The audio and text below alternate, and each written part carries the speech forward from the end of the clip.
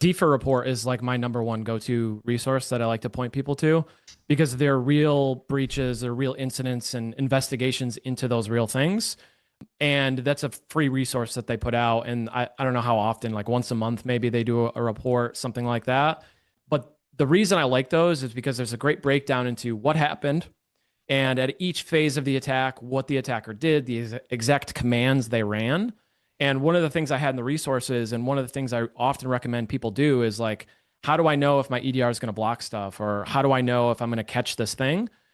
I like to encourage people to go to DFIR Report, look at those reports, and pull out the techniques from those reports and run them in your environment. Obviously, you want to do it in a safe way and make sure it's not malware and things like that. But you can run those in your environment with your security tools on a machine and see if that gets alerted, see if it's blocked. So that's the number one first resource.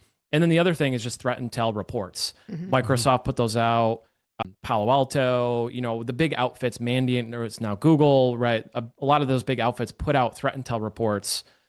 You want to find the ones that are applicable to you, to your organization, to your industry, and read those. And not just read them, but like document the techniques, see if you have coverage for them, test them in your environment, kind of like be proactive with them as opposed to just casually reading them, I think is a good approach for defenders.